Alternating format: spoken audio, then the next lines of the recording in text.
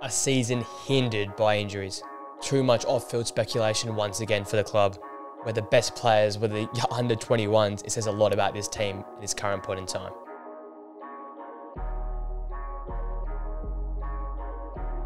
Ladies and gentlemen, welcome back to the Players Zone YouTube channel and welcome to our Manchester United season review for season 23-24. Arguably the much awaited review. As a personal Man United fan, it's going to be very interesting, but once again, a poor season. The common trend for Manchester United right now, it seems to be one good year, one poor year, one decent year, one poor year once again, and we're into one of those poor years again. Obviously, the FA Cup final to come as I'm recording this, but a very unsuccessful season. Not much achieved, steps going backwards, injuries heavily impacting this team. I think it was around 52 separate defensive injuries throughout the season. Malacia hasn't even stepped foot on the pitch. Luke Shaw's barely played this season. Rafa Varane's probably one of the most resilient, but still he's been in and out. Johnny Evans probably played the most games out of this group. Lisha Martinez hasn't played at all. You look at right back, Diogo Dalot's the only one who's actually been there all season. Aaron Wan-Bissaka missing key periods as well. It just has not been the season for Manchester United. A lack of continuity. Poor in the Champions League, poor in the Premier League. And basically, the young stars showed out. It was the Manu, Garnacho, Højlund, Ahmad season, basically. These four guys have been the only ones performing. Key featured players like Rashford underperforming with poor mentality. Bruno having a tough start to the season. Casemiro being pathetic all year long. So it would just be a tough year for Erik ten Hag and Manchester United. I don't think it's should we all blame the manager. Part has to be put on the manager, but the lack of availability of these players, the poor performance of these players just led to a very, very poor season. Looking at the record, it was only the 18 wins, the 6 draws and the 14 losses of Manchester United, bringing them to 60 points, which put them in 8th place based on goal difference. Let's go now to the best signing. In the end, it probably is Andre Onana, the £47.2 million signing coming across from Champions League finalists Inter Milan. Had a very tough start to the season. The Bayern Munich game away, struggles and poor mistakes with his hands. Wasn't making key one-on-one saves the likes of David De Gea in the past would have made in the early parts of the Premier League season. But come the first Manchester derby, and that point onwards, he really turns it around in terms of form-wise. Made some massive saves this season. He's up there for save of the season as a contender there. And I think in big moments, he was the one that United almost turned to in the end. Great array of passing that he was showing. Sometimes too comfortable with the ball for my liking, but he's making some big saves, either from free kicks, deflected shots, and considering how many shots he was being thrown onto him, it was actually a fair effort how well he did this season. He had the 9 clean sheets, the 2.84 goals prevented per game, averaging the 4 saves per game. For a Manchester United keeper, that is probably way too much. You should not be having that many shots on you. If you're thinking about 4 saves per game, probably conceding about a goal or so per game, you're looking at probably 8 or 9 shots on the goal per game on average. Not good enough for a Manchester United side, especially how it was built on defence last season. So he had a real baptism through fire in many regards and how he was welcomed to the Premier League and Manchester United. But that character showed through. He stuck with it. He kept smiling and he kept performing. And he turned that performances around to be much better come season's end. So considering he was improving throughout the season and considering he was one of the few signs that actually played, that's definitely a tick in his box. So he's the best signing of the season for me. The worst signing is someone that barely played. It's Mason Mount. £60 million signing. Only played the 14 games of the 5 starts, and even when he did play, was not good enough for my liking. And it's just this constant cycle confusion of who wanted to sign Mason Mount, because if Erik ten Hag wanted to sign Mason Mount, why would you want to do that when you got your captain Bruno Fernandes who plays that position? And you can't put Bruno out on the right. That's a waste of his talent. And Mason Mount on the right, as we saw last year for Chelsea and through this season with Manchester United, just doesn't have the pace or the quality to play in wide areas. So it was a really confusing signing with whoever made it or why they made it. A lot of money spent as well.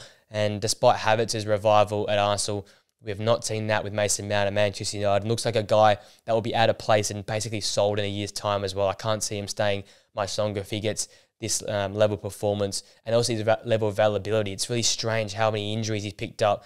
A player that was barely injured prior. So that's probably on the Manchester United physical department, the physios, the quality of staff there, because this guy was never injured prior to this season. I think he's had more time and games missed this season than he has in his whole career prior. So that says a lot about the physical staff and the physios at Manchester United and the conditioning done there. So had to look quietly in that one as well. So he ends up being the worst signing of the season just because of the sheer money and the lack of games he's played. Coming to the moment of the season, it's pretty simple. In a season that lacked a lot of exciting moments, it had to be Alejandro Garnacho's bicycle kick at Everton. What a goal that was. Diogo Dalot and Garnacho linking up, arguably the two best players of the season, linking up there for the goal. And what a moment. Very Rooney-esque. And wouldn't be surprised if he wins that Puskas award because of that effort. Fantastic into the side and into the top corner of the net there. Fantastic finish and a big moment. He's a player for big moments. You can see that with his idolisation of Cristiano Ronaldo. You sort of expect stuff like this to happen the way he continues to improve his performances.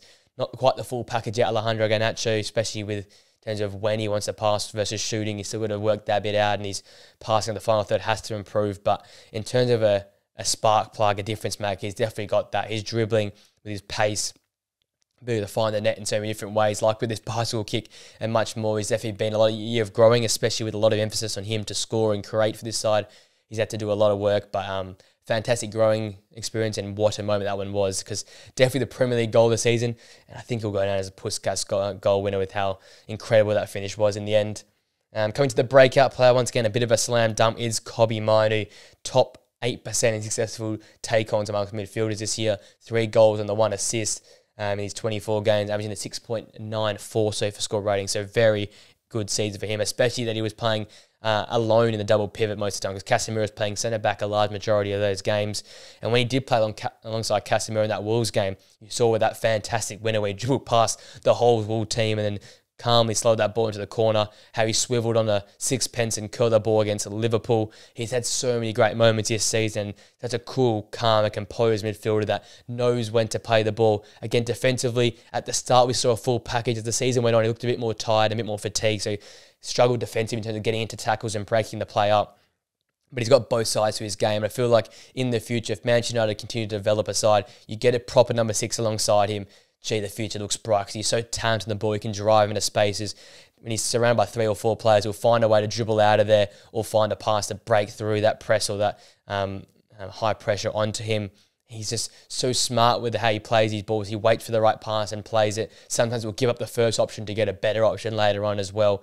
And again, a danger in and around the box as well with some of his finishes. So a real exciting package, someone included in that initial Euro training squad here for England, and absolutely deserves it. He's the way he stepped up this season with Casemiro's poor performances, with Mason Mount being not available, Scott McTominay being out through periods and not being good enough really for this side, with Fred being sold, Amrabat never really preferred. This guy stood up above all those players and probably been the best midfielder outside of Bruno Fernandes all season. So it goes to show this guy's quality, and getting a 6.94 SOFA score rating, considering how defensively weak the side was, says a lot about what Kobbie Mainoo did this season. And the all-round stats, his composure on the ball, second to none. He's a 30-year-old and 18-year-old's body, and a lot of development to come, and very excited to see what happens next season and potentially in the Euros if he goes as well. That brings in my player of the season. I've already touched on his name a few times. Is Bruno Fernandes, the captain of the side. Someone that continues to put in 110% effort. He'll play left back, he'll play centre back, he'll play through a broken hand for this club. And just one of the few players that's actually likeable at Old Trafford right now. The 10 goals, the 8 assists, his 35 Premier League appearances. And in those 3 games which he missed, it showed how poor United were. They lacked a real creator. They lacked someone who could play a pass or take a defender on or draw a foul or produce a bit of magic from a corner or a set piece. The drop-off in Bruno Fernandes to the next player is just ridiculous at Manchester United. His quality is second to none. The links of people wanting to selling him away, I think, is ridiculous. If you're a Manchester United fan or someone that is trying to put together a strong Man United side, why would you sell the best player the club's had in the last sort of 4 to 5 years? He's just been fantastic, consistently plays out of his skin, gives 110%, and simply magical. When he's on the ball, when he's got that magic hat on his head and he's not having to play left back or play in a holding midfield position, you see what can happen. And in the few games, you see, I think 2 or 3, they had Mainoo and Casemiro play together, with a stable back four and Bruno Fernandes in the 10, you saw how dangerous he can be, the chance that he creates and the goals he scores. A tough start to the season, but yet again, he had to play a lot of different positions and fill in a lot of holes. But once that second half of the season came on and went onwards, he just continued to produce performance after performance and was non-stop running and continued to even do great work defensively. People were slating his defensive work. He was also good coming through, covering defensive this season as well. So just a fantastic year for Bruno Fernandes and quite easily the player of the season. in terms of priorities for next season, there's a lot to get through. First, to sell some of that dead wood of the players that are not performing, the likes of Marcus Rashford, Casemiro. Got to sell Luke Shaw, I think, not fit enough. Rafa Varane's already in way out. Maybe Maguire gets sold as well. Does Lindelof get sold? All these sort of questions have to be asked. Anthony Martial is only being let go. A lot of players have to go out that door there because they're not good enough, they're not fit enough, and they're not for the future. So Manchester United have got to clear a lot of that dead wood out the club. Secondly, is to develop a consistent play style.